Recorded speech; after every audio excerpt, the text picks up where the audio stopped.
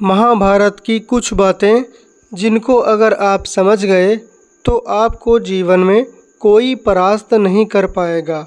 महाभारत से आप कई ऐसी बातें सीख सकते हैं जिन्हें अपनाने से आपको कभी हार का सामना नहीं करना पड़ेगा। हिंदुओं के दो सबसे पवित्र महाग्रंथ हैं, रामायण और महाभारत। दोनों ही कथाएं इंसान को कई तरह की सीख देती हैं। दोनों ही में दी गई सीख और बातें आज के जीवन में भी बहुत ही सहायक हैं। महाभारत से आप कई ऐसी बातें पा सकते हैं जो आपके जीवन को एक नई दिशा दे सकता है। इसलिए महाभारत की कुछ ऐसी बातें हम आपके साथ शेयर कर रहे हैं जो इंसान के जीवन को नई गति देता है। महाभारत में बताया कि जीवन में संघर्ष कितना ज़रूरी है। महाभारत की कथा हम सभी के लिए एक बहुत बड़ा संदेश है। जीवन में निरंतर चल रहे संघर्ष को इस कथा में कदम कदम पर दिखाया गया है। महाभारत की शुरुआत से लेकर अंत तक जीवन के संघर्ष को दर्शाया गया है। अंबिका और अंबालिका का संघर्ष हो या फिर गंगा को पाने के लिए शांतनु का संघर्ष, या उन दोनों के साथ के लिए भीष्म पितामह का संघर्ष, इस कथा की शुरुआत ही संघर्ष से हुई है। महाभारत की कथा हमको कहती है कि जीवन में कभी भी किसी भी समय चाहे परिस्थितियां कैसी ही क्यों ना हो, संघर्ष से हार मानकर नहीं बैठना चाहिए। किसी भी परिस्थिति में निर्णय लेने से पहले महाभारत की कथा में यह देखने को बहुत बार मिला है कि मुख्य और अहम लोग भी दूसरों की बातों से अपने निर्णय लेते या उसको बदलते नज़र आए थे। इससे हमको एक बहुत ही अहम सीख मिलती है कि अगर हम अपने निर्णय लेने में खुद सक्षम नहीं हो पाते और उनके लिए हम दूसरों पर पूरी तरह से निर्भर रहते हैं या दूसरों की सलाह की प्रतीक्षा करते रहते हैं, जिससे हम अपने भविष्य या अपने साथ होने वाली घटना को खुद कभी भी नियंत्रित नहीं कर पाएंगे। दूसरों के ऊपर निर्भरता आपके अंदर एक डर पैदा करती है। इसलिए जब भी कोई निर्णय लें, सोच समझकर खुद ही लें, फिर वो चाहे गलत हो या फिर सही हो। डर को हमेशा के लिए करें दूर। जिस भी इंसान के मन में डर रहेगा वह कभी भी खुलकर जी नहीं पाएगा। डर हमेशा आपको नाश और अंत की ओर ही अग्रसर करता है। अक्सर डर में हम कुछ ऐसे काम कर जाते हैं जिन पर बाद में हमें खुद बहुत पछतावा होता है। महाभारत के पात्रों में डर और उसके परिणामों को खूब दिखाया गया है।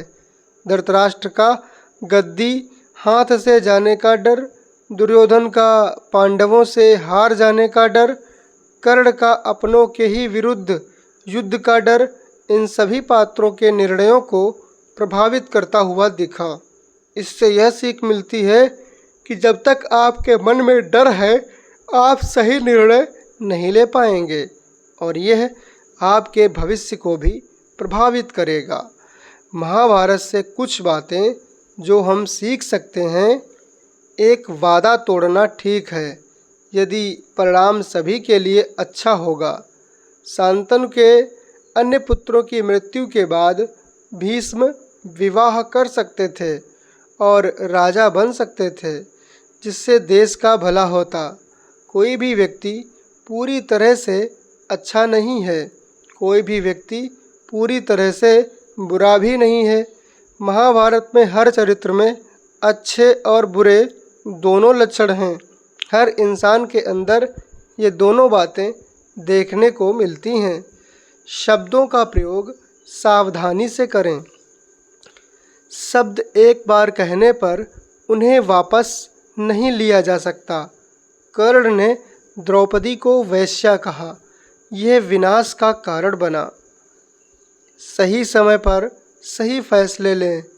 युधिष्ठिर अपने परिवार और राज्य पर दांव लगाने से पहले खेल को रोक सकते थे।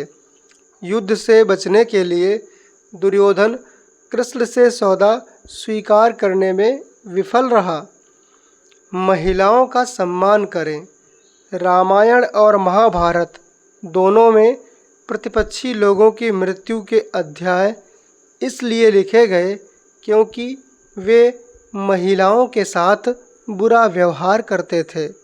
यदि आपको दुविधा है तो वह चुनें जो आपका कर्तव्य है। अर्जुन दुविधा में पड़ गया कि उसे युद्ध करना चाहिए या नहीं। कृष्ण ने उसे युद्ध करने की सलाह दी क्योंकि वह उसका कर्तव्य था।